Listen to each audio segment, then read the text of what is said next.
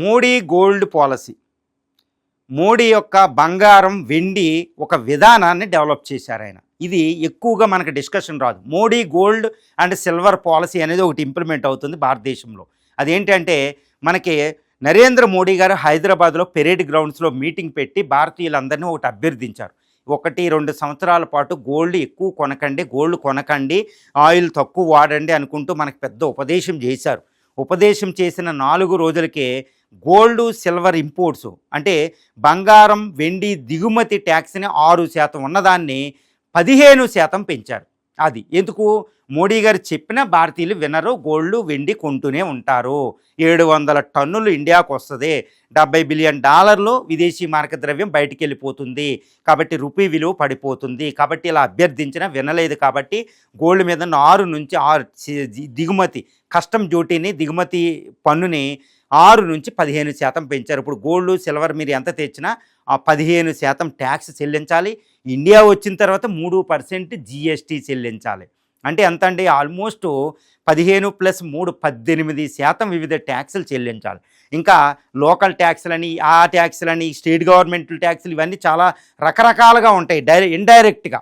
కాబట్టి ఆల్మోస్ట్ 20% పన్నుల రూపంలో పోతుంది మీరు గోల్డ్ సిల్వర్ కొనాలంటే. అది ఏమవుతుందంటే ఇది అసలైన విధం. ఈ పన్నుల రూపంలో మోడీ ప్రభుత్వానికి ఈ సంవత్సరంలో 10,300 కోట్ల రూపాయల ఆదాయం వచ్చింది. అబ్బా, ఇంపోర్ట్ డ్యూటీ వేస్తే 10,300 కోట్లు సంక్షేమానికి పెట్టవచ్చు అనుకుంటారు. కానీ ఇదే సమయంలో ఇది ఒక రివర్స్ అయింది. ఇది ఒక నెగిటివ్గా తయారైంది. మోడీ గోల్డ్ సిల్వర్ పాలసీలో ఇది ఒక పెద్ద నెగిటివ్. ఎందుకు? 10,000 కోట్ల ప్రజల నుంచి ముక్కు పిండి పన్నులు వసూలు చేస్తున్నారు. కానీ అదే సమయంలో 100 టన్నుల బంగారం అక్రమంగా భారతదేశంలోకి వచ్చింది. ఇది ఇల్లీగల్గా గోల్డ్ ఇండియాలోకి వస్తుంది. అక్రమ రవాణా గోల్డ్ ఈ సంవత్సరం పెరిగిపోయిందంట విపరీతంగా. గోల్డ్ కౌన్సిల్ చెప్పేది, వరల్డ్ గోల్డ్ కౌన్సిల్, ఇండియాలో బులియన్ బ్యూరోలు చాలా ఉంటాయి అన్నమాట. ఇవన్నీ చెప్పే క్యాలిక్యులేషను 2025-26 ఈ ట్యాక్స్ హయ్యెస్ట్ ట్యాక్స్ ఉండడం వల్ల, GST 3% ఉండడం వల్ల అక్రమంగా గోల్డ్ ఇండియాలోకి వస్తుంది. అక్రమంగా గోల్డ్ తెస్తే 3% మిగిలేదు ఒకప్పుడు. ఇప్పుడు అక్రమంగా గోల్డ్ తెస్తే వాళ్ళ ఆదాయం 6 నుంచి 8% పెరిగిందంట. అంటే అక్రమ గోల్డ్ తెస్తే ఎక్కువగా 20% పన్నులు ఎగవేయచ్చు, తర్వాత వాళ్ళకి లాభం వస్తుంది. ఇది అనమాట. అంటే గోల్డ్ ఇండైరెక్ట్గా 10,000 కోట్ల ఆదాయం ఏదో గోల్డ్ తగ్గించేద్దామని చేస్తే అక్రమ రవాణా పెరిగిపోయింది. మరి మోడీ గోల్డ్ సిల్వర్ పాలసీ కరెక్టా తప్ప అంటే అబ్జల్యూట్లీ రాంగ్.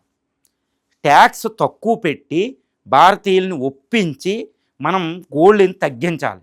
ఇప్పుడు గోల్డ్ని ఇంపోర్ట్ డ్యూటీ చూస్తే ప్రతి సంవత్సరం 700 టన్నులు దిగుమతి చేసుకునేది ఈ సంవత్సరం అయితే చాలా విపరీతంగా పడిపోతుంది, డౌట్ లేదు. మరి అక్రమ రవాణా వచ్చేస్తుంది. ఈ రకంగా 10,000 కోట్లు అక్కడికి వెళ్ళిన ఎక్స్చెక్కర్ గవర్నమెంట్ ట్రెజరీకి మరి పోయేది ఎంత అండి? ఎంత దారుణం. అక్రమ రవాణా అంటే వాళ్ళని పోషిస్తున్నాం. ఇది పరిస్థితి. చాలా దారుణమైన పరిస్థితి ఉంది. మోడీ గోల్డ్ పాలసీ అనేది ఈ యొక్క ట్యాక్స్ పెంచడం 6 నుంచి 15% అనేది అక్రమ రవాణాకి దారితీసింది. కాబట్టి తప్పే అని చెప్పగలుగుతాం. తర్వాత రెండో విషయం, భారత ప్రభుత్వం విఫలమవుతుంది కంటిన్యూస్గా. ఇది మోడీ తప్పు కాదండి.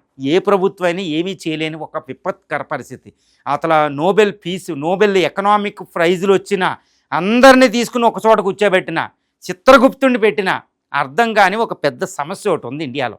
అది మోడీ ప్రభుత్వాన్ని తప్పుపట్టడం కాదు. ఎవరు ఏం చేయలేదు. చిత్రగుప్తుడే చేయలేడు. అందరు ఎకనామిక్లో నోబెల్ వచ్చిన వాళ్ళు 100 మందిని ఒక చోట కూర్చోబెట్టినా చేయలేని పరిస్థితి ఒకటి ఉంది. అదేంటంటే 34,000 టన్నుల బంగారం ఇండియన్స్ దగ్గర ఉంది. ముఖ్యంగా స్త్రీల దగ్గర, టెంపుల్స్ దగ్గర ఒక 5,000 టన్నుల బంగారం ఉంది.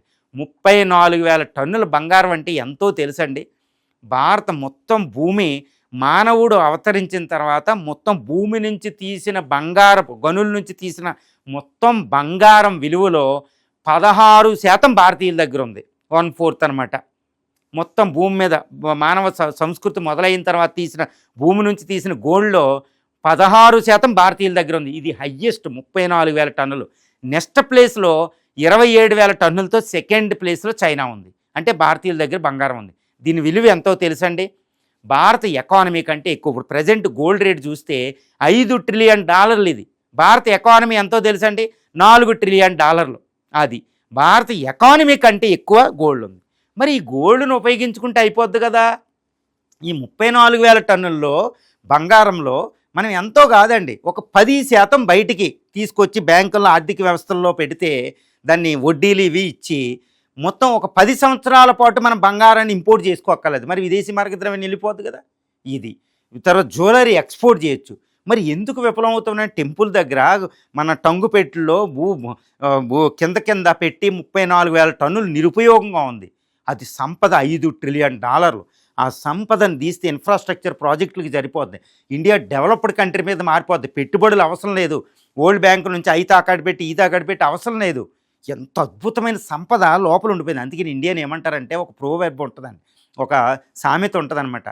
Okay, poor country inhabited by rich men అంటే భారతదేశం పేదరికం, కానీ అందులో ఉన్న భారతీయులు మాత్రం ధనవంతులు. ఎందుకంటే ఇదిగో బంగారాలు నిరుపయోగంగా ఉంటాం.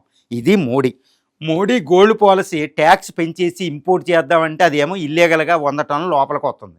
అది కాకుండా ఛాలెంజింగ్ ఏంటంటే ఈ 34,000 టన్నుల బంగారాన్ని ఎలా ఉపయోగించాలి భారతీయులకి, భారత ఆర్థిక వ్యవస్థకు అనేది జాగ్రత్తగా కనిపెట్టి ప్రజల నుంచి ఈ బంగారాన్ని 10% వాళ్ళ దగ్గర ఉన్న దాంట్లో 10% బయట పెడితే తర్వాత ఇంకా కొంచెం గోల్డ్ని బ్యాంకుల్లో పెట్టి వాళ్ళు ఇంట్రెస్ట్కి ఇస్తే ఏమవుద్దంటే భారతదేశం వికసిత్ భారత్ అయిపోద్ది. మరి ఇది ఒక ఛాలెంజింగ్గా మోడీ ప్రభుత్వం తీసుకుంటుందని ఆలోచిద్దాం.